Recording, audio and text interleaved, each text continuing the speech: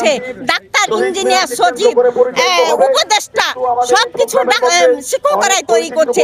সেই শিক্ষকের পেটে ভাত থাকে না, চিকিৎসা পায় না, শিক্ষকরা তার বাসস্থান পায় না, শিক্ষকরা যদি বাজারে যায় সর্বনিম্ন যেটা দাম সেটা কিনে নিয়ে আসে। আমি অবহেলিত এই দালালকে বলতে চাই, আমরা নিজের খেয়ে নিজের পরে আমরা আন্দোলন করছি। আপনি আমাদেরকে আওয়ামী লীগ বা এমন দল বিভিন্ন কিছু নাম দিয়ে আমাদেরকে ট্যাগ দিয়ে বিভ্রান্তি সৃষ্টি করবেন না। সরকার আমাদের দাবি মেনে নিয়েছে প্রায় 90%। আপনার ভাওতাবাজি কোনো কাজ হবে না। এবার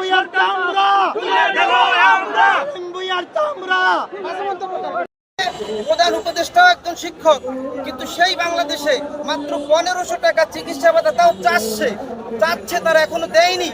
আমাদের দাবি 1500, কিন্তু 1500 টাকা দিয়ে একটা হাতুড়ি ডাক্তারও দেখানো যায় না। সেই জায়গা থেকে সেই প্রেক্ষাপটে আজকে লক্ষ লক্ষ শিক্ষক, আজকে 8ম দিনে আমাদের কর্মসূচি চলতেছে।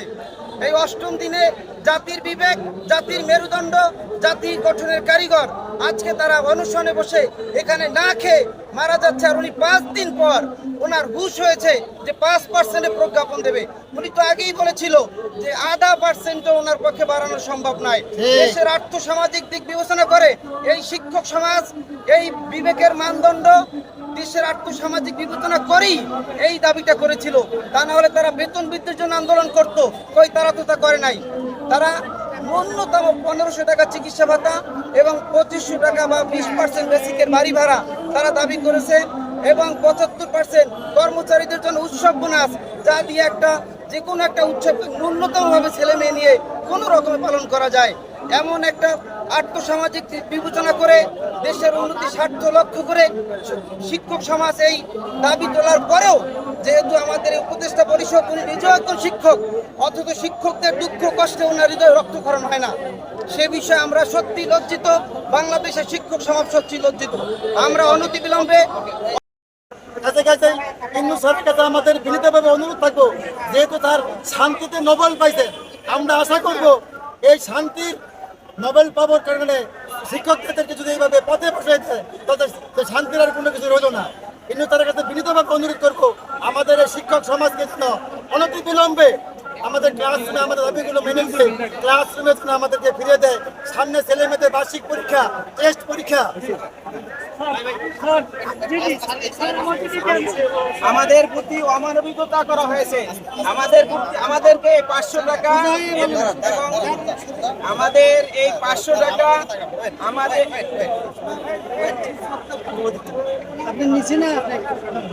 আমাদেরকে প্রথম 500 টাকা এবং এই 5% প্রজ্ঞাপন দিয়ে আমাদেরকে অবহেলা করছে, তুচ্ছতাচ্ছিল্য করছে এবং আমাদের প্রতি অমানবিকতা দেখিয়েছে। আর এই মুহূর্তে আমরা এগুলো প্রত্যাখ্যান করছি। আমাদের কর্মসূচি চলবে। আমাদের দাবি শিক্ষকদের দাবি, শিক্ষকদের দাবি কয় পার্সেন্ট 20% অবৈধ প্রজ্ঞাপন, অবৈধ প্রজ্ঞাপন। ধন্যবাদ সংবাদকে আমাকে সুযোগ দেওয়ার জন্য অসংখ্য ধন্যবাদ। 5 লক্ষ শিক্ষক কর্মচারীদের পক্ষ থেকে আপনাদেরকে অসংখ্য ধন্যবাদ। আমি এখানে অত্যন্ত দুঃখ এবং ভারাক্রান্ত মন নিয়ে দাঁড়িয়েছি। আমাদের 5 লক্ষ শিক্ষক কর্মচারীর পক্ষ থেকে, এবং এই যে আমাদের একটা কষ্ট, আমাদের এই কষ্টদের পিছনে সরকার আমাদেরকে আমাদের দাবির পক্ষে একমত। এখানে একটা বাধা আছে, বাধাটা হলো ঘরের ইন্দুরে বেড়া কাটতেছে, ঘরের ইন্দুরও রোগাক্রান্ত ইন্দুর, শক্ত ইন্দুর না। এখানে গত 12 তারিখ থেকে, নভেম্বরের 12 তারিখ থেকে শহীদ মিনারে আমরা অবস্থান করছি। আমাদের শিক্ষকরা, আমিও শিক্ষক, আমার শিক্ষকেরা সব সময় এখানে থাকছে। তারা এই যে রৌদ্র, প্রখর রৌদ্র অপেক্ষা করে তারা রৌদ্রের মধ্যে দিন যাপন করছে, বৃষ্টির মধ্যে থাকছে।